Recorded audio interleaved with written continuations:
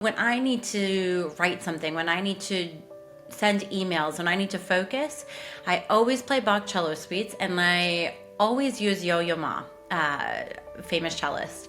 And it's become this cue for my brain that does happen, like anything else, when it goes from our explicit memory to our implicit memory, and it becomes from this conscious behavior to the subconscious behavior, so that when you have anything like brushing your teeth, you learn how to do it, then all of a sudden you don't think about it. When I play Bach, my brain knows what to do because I've trained it to do that.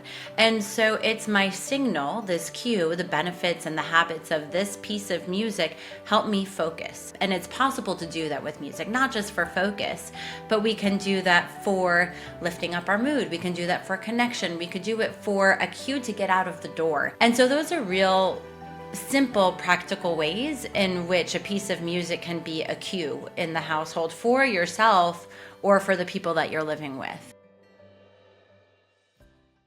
Welcome to the show. I'm Jay Scherr, host of Business Minds Coffee Chat, where you get a captivating look inside the minds of game changers, risk takers, and visionaries who turn ideas into breakthroughs that shake up the world.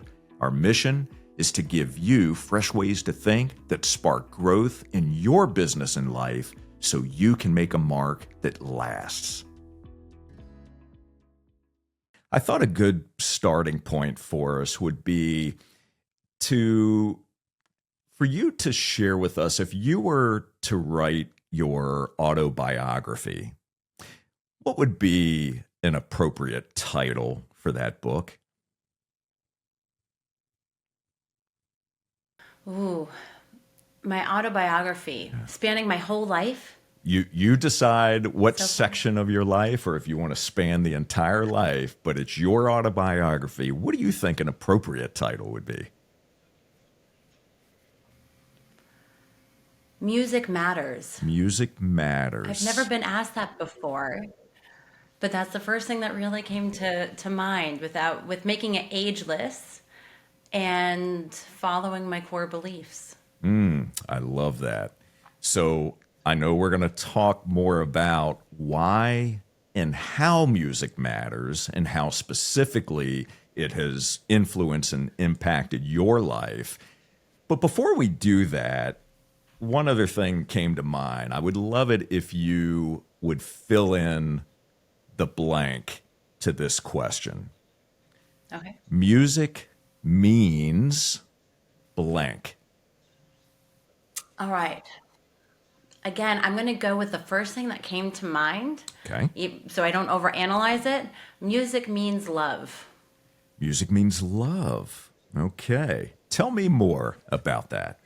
Why does music mean love to you? Love is so many things, right? It can be romantic love, it can be familial love, it can be friendship love. And music is this universal connector among all of those different groups. And if we think about being able to reach people during hard times, during joyful times, music is this constant that we have in our lives that's always there for us. And so it can even be this individual self-love in the way we utilize music. So music and love to me are really synonymous for how we connect to one another and to ourselves. What a beautiful response. All right. I love that. So knowing that music means love, take us back a bit in time to when you first knew or recognized that music meant love to you. The very first time. What is the first thing that you recall when it comes to that? All right. There's several times I think I have to kind of pinpoint throughout my life. Sure. The first, I remember falling asleep to this ages me, but to a transistor radio and watching, the red LED lights, like the numbers kind of go through. And I fell asleep to the classical music station. And so I was 3, 4 years old maybe. And I wasn't taking piano lessons at the time, but I have two sisters, and my middle sister was taking piano lessons.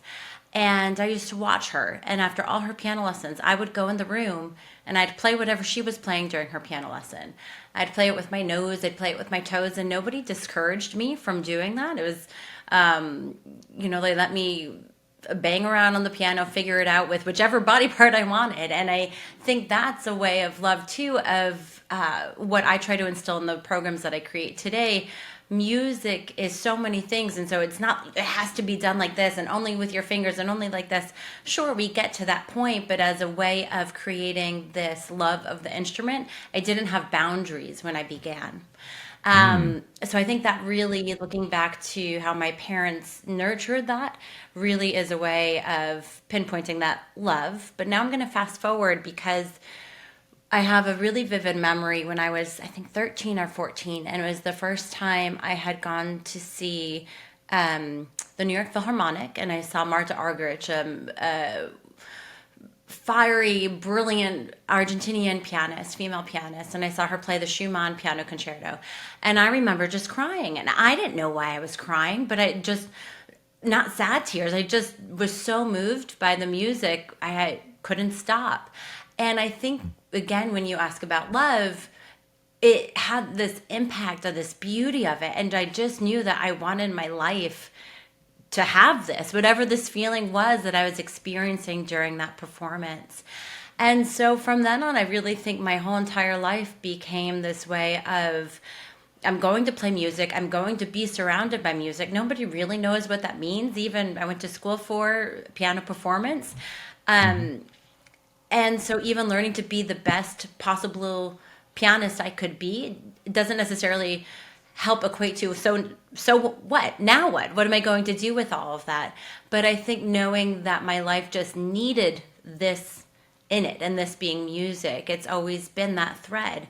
And it's always been those moments of this kind of core impact of what is this? And I'm feeling it, and I'm having this visceral reaction to it that I can't quite name, but I need this. I need this feeling. And so I think it's something that I've chased and continue to chase, and I hope to spread my whole life. And yeah, that was a long answer for you, but It's a great answer, though, and I think for many of those that are watching and listening right now have probably had that similar feeling at some point in their life, where that visceral feeling, that power that comes from the music itself, whether they're creating it, playing it, or just listening to it, but that feeling, that emotional pull, that incredible feeling that just takes over your entire body, which is sometimes tough to articulate, right? We can't necessarily explain it, but you know it's there.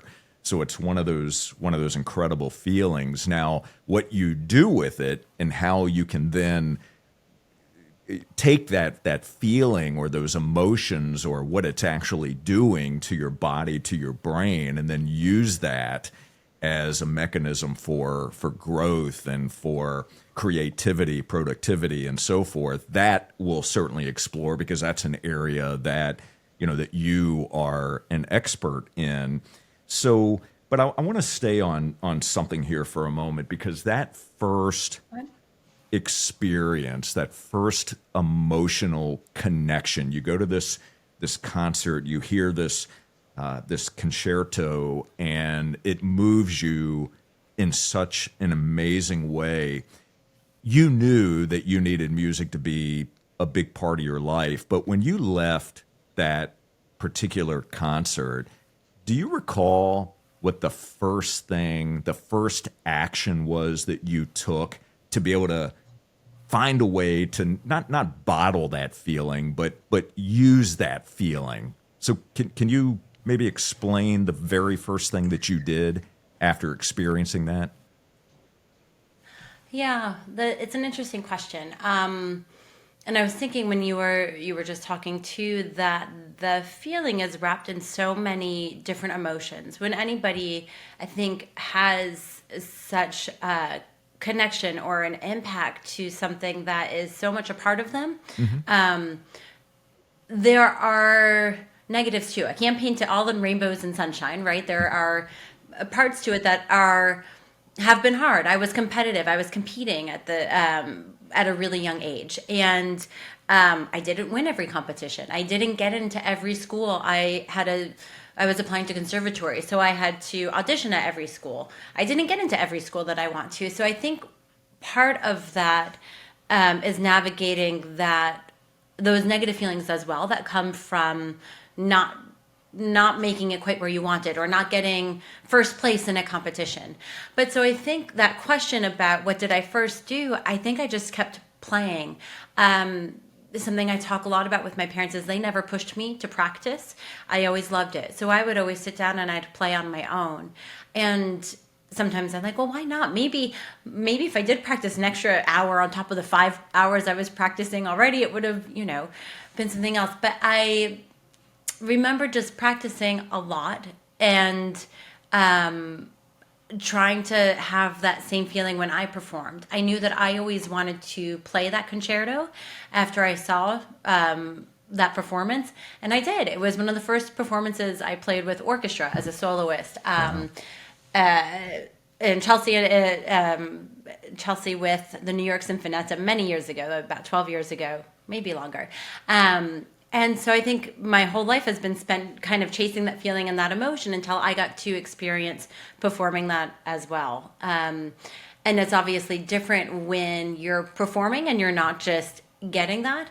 But I think the idea then as a performer, and I do think it's as with any field, when you're trying to, whether you're an educator, whether you're running an office, whatever it might be, right? The people around us are who we're trying to impact and to create a community with. And as a musician performing, that feeling that I'm feeling, I hope that the audience is getting, even if it's just a little bit of that, because it's so much joy, it's so much love, to go back to that, that the goal is to have them leave with something, take away something that I was trying to push out, that I was feeling. So I want to stay for just a moment on the negative side that you just brought up, and that obviously you were in a highly competitive field and working really hard to, compete and grow in this field and become the best that you could be. And it's interesting that your parents didn't push you to practice, yet it was something that you very much enjoyed. And then, I don't like to play what ifs, but you wonder, okay, well, if your parents had pushed you, would it at a certain point have pushed you away from it as opposed to towards it, right? Because I mean, from personal experience, my mother had pushed me to take piano lessons at a very young age, and I couldn't stand it. And now, of course, I wish I could play, and I stare at a piano and I tinker on it, but I felt that I was being pushed toward it, and I just wanted to rebel, right? It's like, if you're going to push me, I'm going to push back. So that's interesting. But that negative side, can you speak to how you handled yourself emotionally if you didn't win a competition, or if you weren't able to compete on a certain stage, or maybe a particular piece that you played didn't go the way that you were hoping it would go? How did you handle that emotionally? What was your process? Did you, was there self-talk? Did you beat yourself up? How did you work through that? Give us a little bit of a peek behind the curtains on a situation like that for you. Yeah.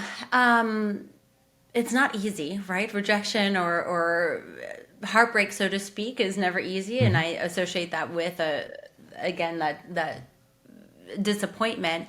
And I think there is this level of, I don't want to say self-doubt, but there's sadness. It's almost like you have to mourn it and accept it. Like, this didn't go as I wanted it to. And so what, now what? And I think I've almost always had that mentality, well, let's make it better. What can I do differently? And I know that that's a hard mentality to chase. And some people it comes very naturally to, and some people it doesn't. And I do believe it's a mindset and a behavior that can be practiced. And I think it's just something, this drive that I always had. I'm going to give an example. Okay. Two examples, but one when I studied in Ukraine. I spent many summers studying there, and I was one of the youngest pianists. And most of my lessons were translated. And there was one lesson that there was a big chunk, and it was with a German teacher. Even though we were in Ukraine, there were teachers from Moscow and from Germany and Switzerland. And a big chunk of this lesson in the very beginning, after I performed this piece, wasn't translated. And then they just jumped in to say, like, okay, let's start here, measure 5, let's with your left hand. And I asked the woman who was translating afterwards, what did she say? Why didn't you tell me that? And she said, because it seemed too hurtful. She looked at you and looked at your hands and said, I don't even know where to begin with this mess, meaning my hands and my technique at the time. And that was really upsetting. It's hurtful, right? But at the same time, there's something so brutally honest about that. I've always been very passionate about music, and I didn't necessarily have the foundations of a strong technique at that time. And so that's what that teacher was trying to say, and that one person was protecting me from actually telling me. But I had asked the woman who was translating, who was also a pianist, and a few of her friends from the Harkov Conservatory, and they had fabulous technique. And I said, will you help me? You know, my piano teacher wants me to do A, B, C, and D, so I'm not working on technique like I want to. So will you just work on technique with me? And they did. And I remember doing push-ups off the piano, like finger push-ups as they called them. And I think this can be applied to music, and not just to music, but it's that acknowledging, hey, this really didn't go how I wanted it to go. That was terrible. I hear what they're saying, though. Now, how can I get better for next time? And I think it's not always to see that path, but it's a way forward, and we all have to figure out how to move forward after disappointing situations. Well, you know, one of the things that I love about what you just said and that example is, and this is something that we can apply to any area of life, it is getting good at the fundamentals and never forgetting that no matter how much we learn, no matter how many different techniques and things that we're able to do that are a bit more advanced, that we should always go back and practice the fundamentals, because they really are the foundation upon which we grow. And also the fact that you were willing to accept and want feedback. And again, one of those things that's incredibly important for us, because we all have blind spots, right? That we don't see necessarily what someone else is able to see. So surrounding ourselves with people who we trust, who are experienced, who are going to tell us what we need to hear, but in a way that we can actually take the information and grow from it. Does that make sense?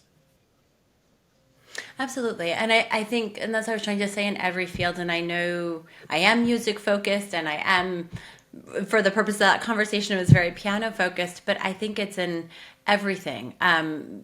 Whether it's a program you're putting on, or, I lead professional development days sometimes, and the only way I'm going to get better at doing that is getting feedback from the teachers or the educators that I've worked with, and what worked, what didn't work, what do you want to see more next time. And so I think I do believe it's a mindset just for our everyday lives to be adaptable and to accept constructive criticism, even when it's hard, but to be able to look at it and kind of pick out what you can use from that, as opposed to feel defensive about. There's something in there that we can grab, even if we're like, no, I want to stick to this, and I think I did this well, even if you didn't like it, but there might be a glimmer of something else that you can shift in there to try to connect to somebody else in a different way. Yeah, absolutely. So I had read 2 different quotes at the top of our conversation, and one of those was from Bono, and that quote was that music can change the world because it can change people. Do you agree with that quote?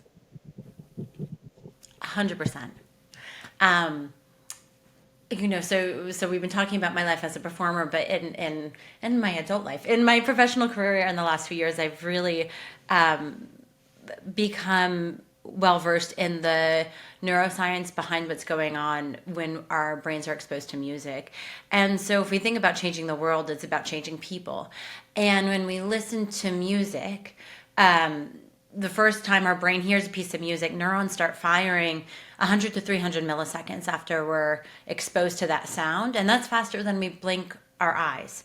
And so that means all of a sudden your physiological being is changing, whether it's lowering your cortisol levels, whether it's releasing serotonin, whether it's activating dopamine and creating positive associations. And so your being is being changed based on the music that you're listening to.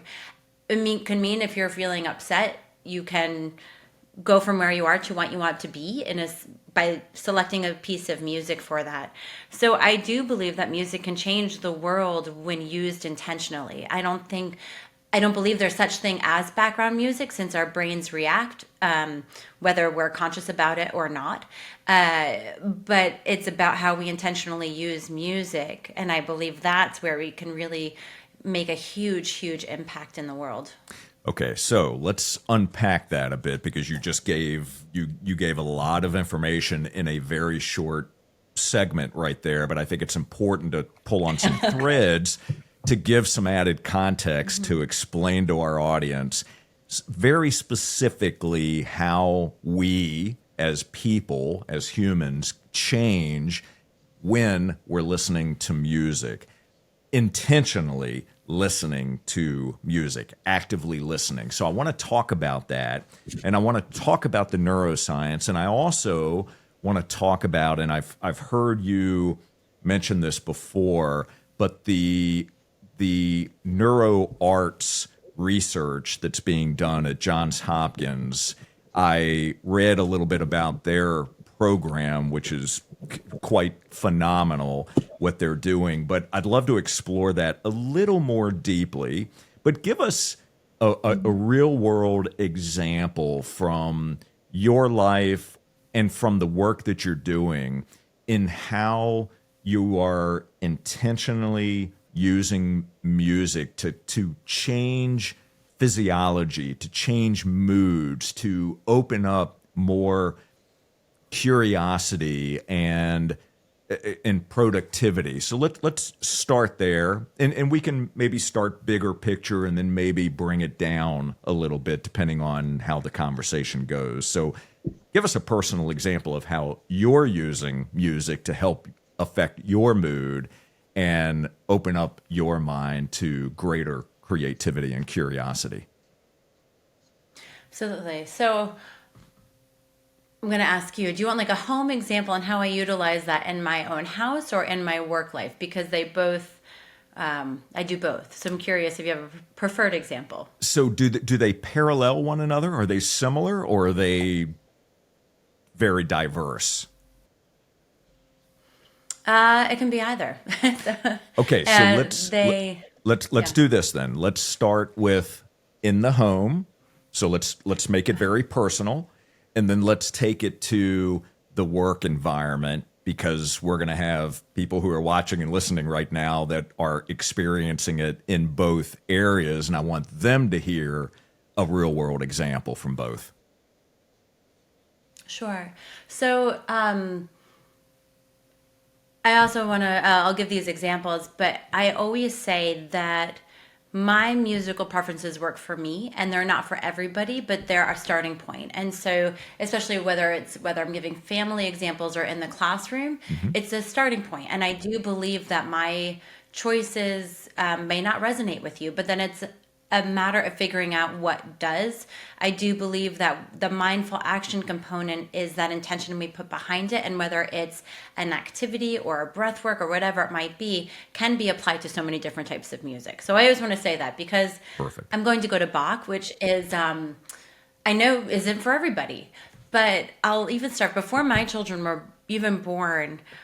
I don't like to play Bach on the piano, but I love to listen to Bach cello suites. I wish I played cello. I don't. But when I need to write something, when I need to send emails, when I need to focus, I always play Bach cello suites, and I always use Yo-Yo Ma, famous cellist. And it's become this cue for my brain that does happen, like anything else, when it goes from our explicit memory to our implicit memory, and it becomes from this conscious behavior to the subconscious behavior, so that when you have anything like brushing your teeth, you learn how to do it, then all of a sudden you don't think about it. When I play Bach, my brain knows what to do because I've trained it to do that. And so it's my signal, this cue, the benefits and the habits of this piece of music help me focus. Now, my children at this point are 6 and 8, and they know that. And they've grown in a household where mom's playing Bach must be time to sit down and do homework, or it's time for quiet time and we're going to sit and read a book. And so it's this cue and this signal from repetition. And we all have this reaction to it because we've trained our bodies to do that. And it's possible to do that with music, not just for focus, but we can do that for lifting up our mood. We can do that for connection. We could do it for a cue to get out of the door. You know, maybe you have the same song that you always play, especially parents of young kids, if it's tricky to get shoes, socks on, coats on. But maybe a song will help signal that. And so it becomes a more joyful moment instead of the stressful moment of the time of the day. And so those are real simple, practical ways in which a piece of music can be a cue in the household for yourself or for the people that you're living with. And it just becomes a signal. On the flip side, my daughter is very in tune with me, for better and for worse. And, you know, we all get cranky or have bad moods. And my mom, and she'll say to me, like, Mom, come on, shake it off. And she'll ask Alexa to play Shake It Off by Taylor Swift or something like that. And so she's learned how to use music to literally help me dance it out, you know, which then releases endorphins. And if we're dancing together, it's releasing oxytocin. So we're creating this bonding moment. And so music's really been this connectivity tool in our household, not just for those quiet moments, but to find those moments of joy that either I can play a piece of music to help my children hopefully snap out of it or to move forward from whatever mood might be happening. But my children know how to do that for me as well. And I think there's something so beautiful about that it's become this language in our household. I love that. That's amazing. Okay. So take it to a work setting and basically the same type of example, but on the work side. Okay. So we've all worked with people that might be uncomfortable, aren't as comfortable expressing themselves, right? Which is absolutely fine. Some people don't necessarily feel comfortable using vocabulary to do that, but music tells us so much. And so in work settings, we've co-curated playlists, which I love doing because, again, we don't know what we don't know. So even with musical selections, let's say Bob in the office really likes country music and Susie likes heavy metal, but you don't know this about them, but you're curating this playlist and it's this little sliver into their lives. And I always also encourage people to, it's like you don't yuck someone's yum. You listen to a piece of music, even if you don't like it, to show a sign of respect and acknowledging the other person and to learn something from them. Why do they like it? When was the first time they heard it? And so music becomes this tool to connect people and to build community and to learn from one another. It's a conversation starter. When we select songs in that way, we have a story behind it, or our hope when we curate these playlists together in the workspace is that there is a story behind that song so you can learn more about your colleague, the people that you're working with, a story that's outside of the office that you don't necessarily hear every day. On the flip side, those focus tools that I was talking about, there is research that music with a certain amount of beats per minute, low beats per minute, without lyrics or something, I don't know if you know Sigur Rós, it's Icelandic, yes. And not many people speak Icelandic, and it has this, you do know, okay, but it's hard to know what they're saying, and their voices are so lyrical that it's not invasive. And so I encourage people to co-collaborate on focus playlists that you might use in the workspace together, because then you're also exposing each other to different types of music, but you're learning what works neurologically speaking, to help us get to a focus zone. You know, you're not going to play Bohemian Rhapsody when you need to work on a spreadsheet. If you are, I want to talk to you because that's really interesting. And it's something called a Broca region, and it's this verbal kind of traffic jam in our brain. So how are you doing that? But so there's these ways that the music is another way of, like, in the home life, a connectivity tool among colleagues. And I think it's underutilized in a way that music is everywhere. It's often in coffee shops, or it's already playing in the elevator when you're going up to the office. So why not actually learn how to use it to connect to one another in the workspace? Yeah, that is so powerful. And when you mention Sigur Rós, I was first exposed to their music actually through my son. It was one of his favorite bands that was on his playlist. I'd never heard of them before, and I listened to them, and I really do like them.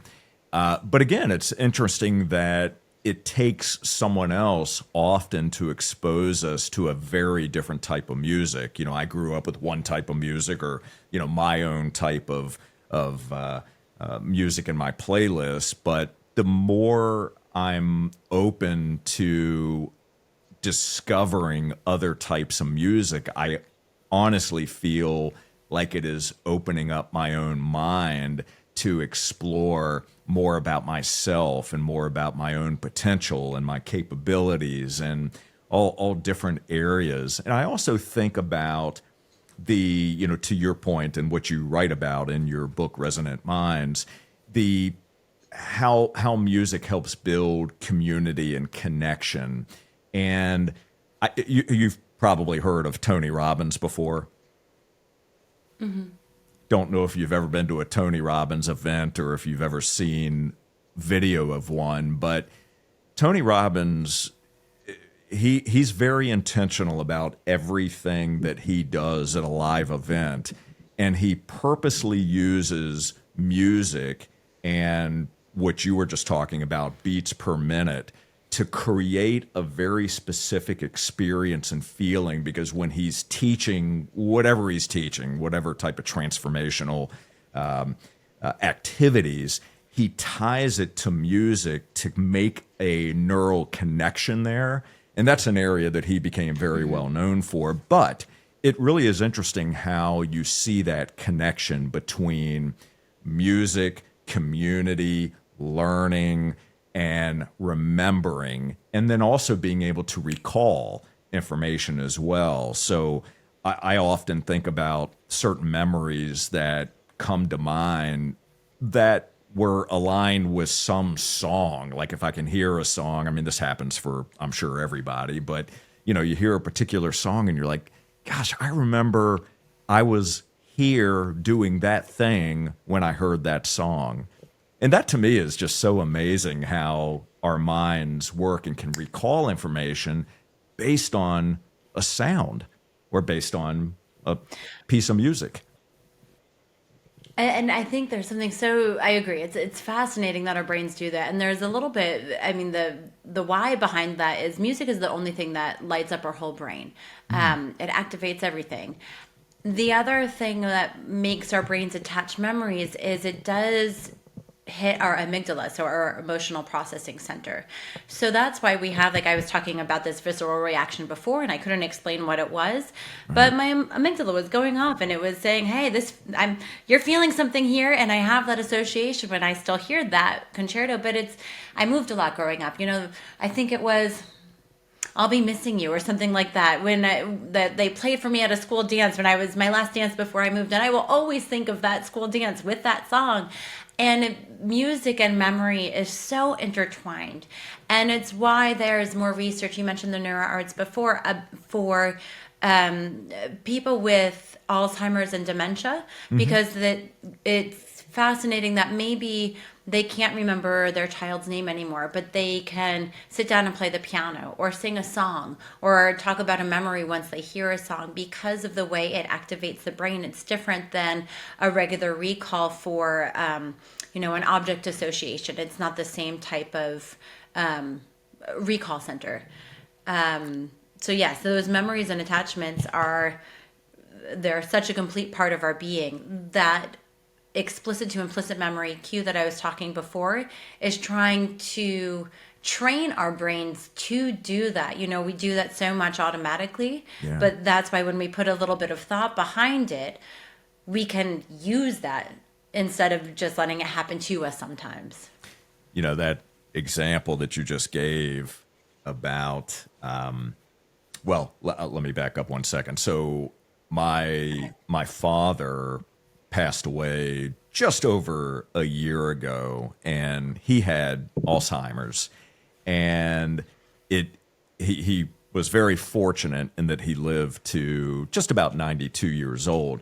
But to your point, there may have been things that he didn't remember or couldn't recall, but music, oh my. I mean, we came from a very musical family, and it just seemed like music was the thing that just triggered memories. He could remember the old songs and sing all the words and could hum all the tunes.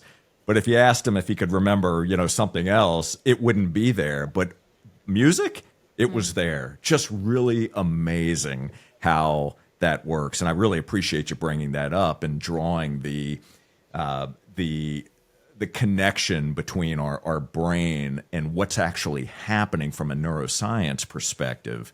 So tell me about what you are most excited about now. So with everything that you've been doing, you've got this new book out, Resonant Minds, which, by the way, you co-wrote with your father. And not only that, another thing that I think is super cool about this is that this was like a family project, because I believe your mother created some artwork for the book. Your sister or sisters played a role, obviously you and your father.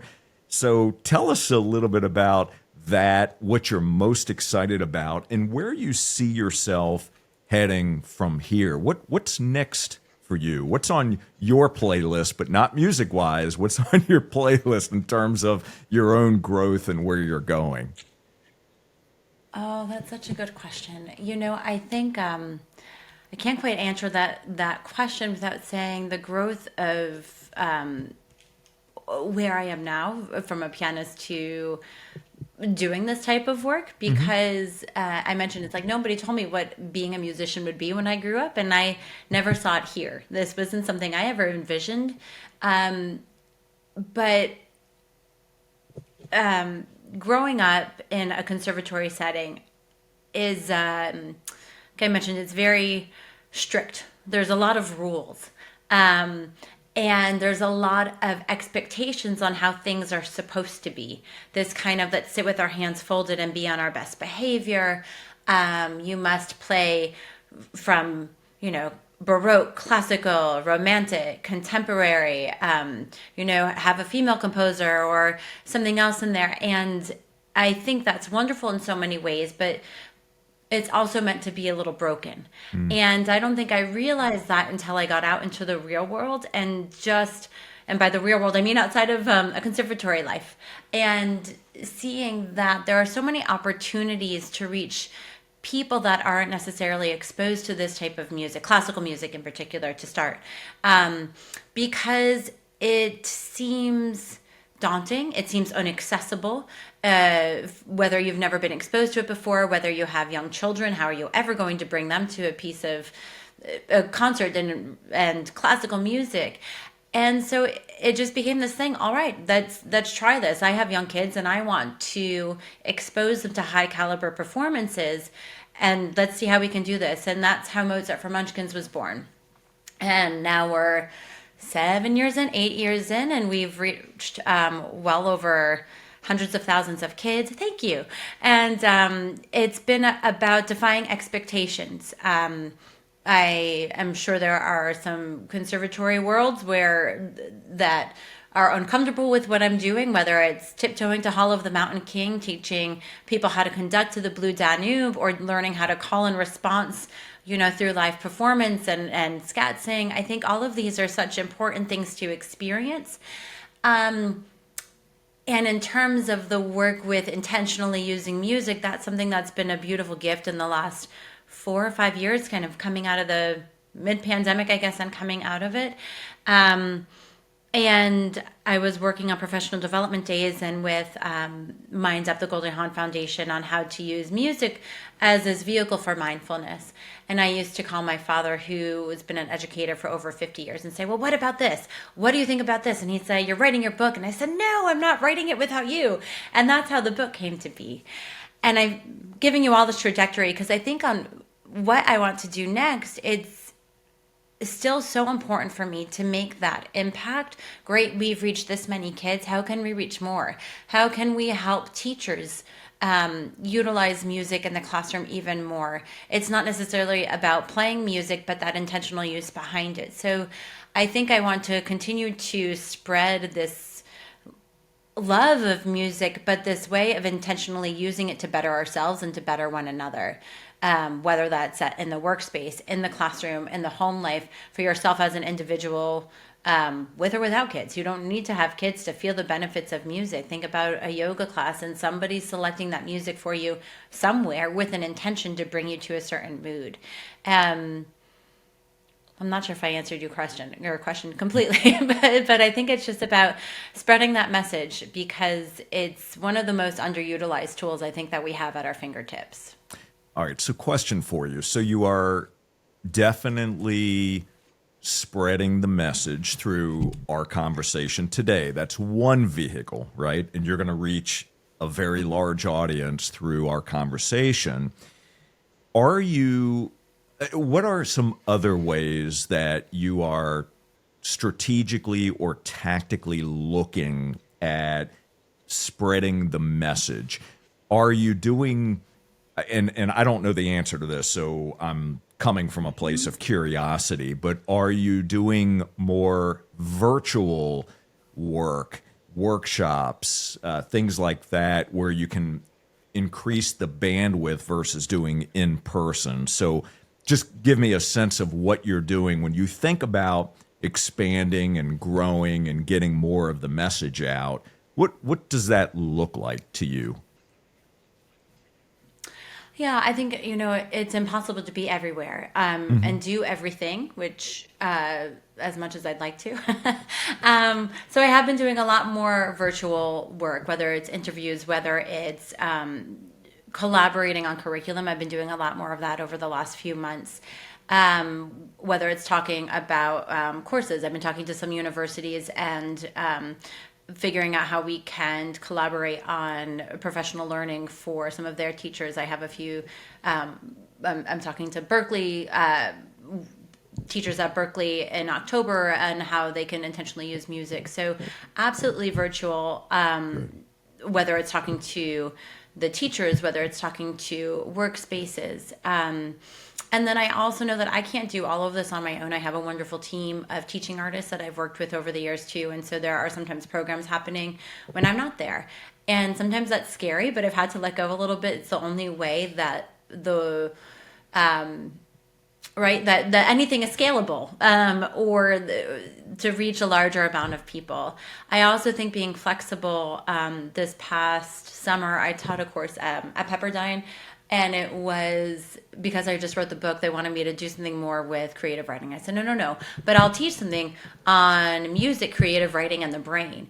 And being able to adapt, and I think the people that I encounter over the next years or whatever it is, it's about a collaboration and being creative on how to make an impact for the communities that are out there. Because it's not a cookie cutter way of doing things, but it's figuring out what language everyone speaks, and everyone speaks it a little bit differently, whether it's virtual, whether it is in person, whether it's trusting people to go out and spread the word with my guidance, but without me there. I love that. I really do.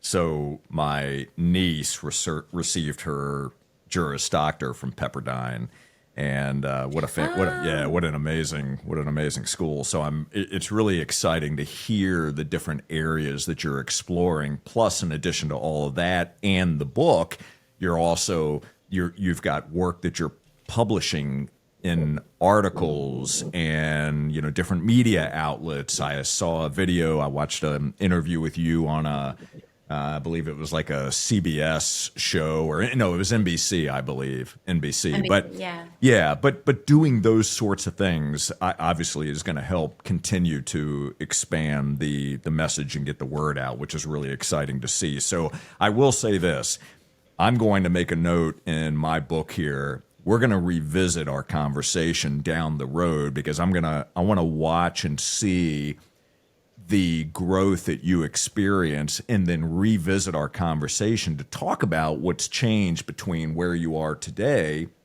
and where you're growing. Because I know that you personally, there's going to be a lot of things that change within you, and I want to talk more about that at a later date. So will you come back and join us at some point? I'd be honored. I'd love to. Excellent. I appreciate that. So as we are wrapping up our conversation, I have one ask and then a final question for you. So here's my ask. I would love it if you would give all of us, everyone that's watching and listening right now, including me, one challenge. What is a challenge that you would give us that we should begin doing immediately? All right. I think finding that one time throughout the day where you're tired or you're feeling overwhelmed or in a bad mood or whatever it might be, right? We can't always control our emotions in that moment. But when you feel that crawling in, creeping in, right? That moment of the day that things feel a little off balance, off kilter, select a piece of music from whatever it might be, whether it's to motivate, to focus, maybe it's something upbeat to shake some energy out, to help you be where you want, go where you want to be instead of staying stuck where you are. Very good. Love that challenge. I know I'm going to take you up on that, and I'm also going to explore different types of music, so I'm not just going to the same music that I've always gone to, right? So I want to be able to expand my reach and open my mind up more, as we talked about with Sigur Rós as an example. So great challenge. I appreciate that. So here is my final question to you. What is the most difficult decision that you've had to make in the pursuit of who you are today? The most difficult decision. That's an interesting one. I think, my sisters always have told me I've marched to the beat of my own drum, for better or for worse. But that meant I wasn't necessarily a popular kid growing up, or I had moments where, I felt like an odd person out sometimes. And I think even in those hard moments where I did feel like I was marching to the beat of my own drum and, hey, where's everybody else? Where I'm all alone over here, that I persevered even when things got hard or they felt lonely. And I think it's that idea to keep marching when there's something that you truly believe in and that you feel makes a difference for you. I didn't start this journey thinking that music was going to be something I could use to help make an impact on so many other people. Mm-hmm. And now it's like this, this like infection in the best possible way. Like, how many more people can we reach? How else can we do this? And so I think that perseverance of keep going, even when it's hard, it becomes this energy within itself, because it's something that I've believed so much in. So even when it's hard to keep going and there's a path, it might not always seem clear, but to keep finding it and finding your way, even if it's not the same way everyone else has pushed you towards, or that feels like you're supposed to go. Beautifully said. I said that was going to be my last question, but since you answered the question the way that you did, I just have one other thing to ask. Are you proud of yourself? Sure. Oh, that's a very nice question. Well, this is opening a whole other can of worms. I would say yes.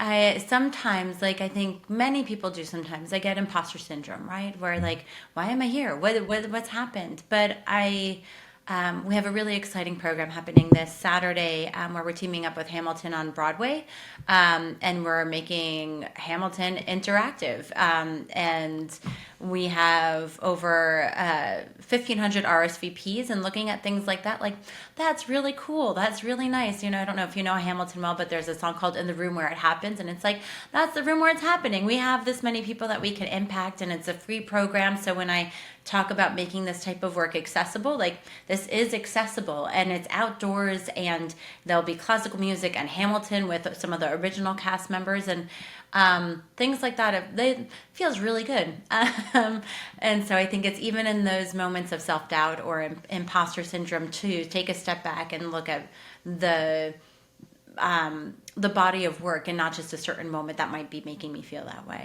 Absolutely. That's such a great point, and I appreciate you sharing that, and I appreciate your vulnerability. So, Sara Sherman, what an amazing conversation. Thank you so much for joining us today on Business Minds Coffee Chat. I really have enjoyed this. Thank you for opening the curtain, letting us go deep in some areas and exploring some territory that I think is not only interesting but insightful, and I'm grateful for you. Thank you. Thank you so much for having me, Jay. I really appreciate it. Absolutely. And for all of you, I want to thank you so very much for watching and for listening. And I do have a quick favor. Would you please take just a moment to subscribe, rate, and leave us a review on Apple Podcasts or Spotify? That helps us expand our reach and attract incredible guests just like Sara. And to listen to more episodes, all you need to do is visit jscherbusinessconsulting.com. Click that podcast button. And my friends, until next time, keep learning and keep growing. Make sure that you run out and pick up a copy of Resonant Minds. We will provide the links in the show notes, and we'll see you on the next Business Minds Coffee Chat. Take care, everybody.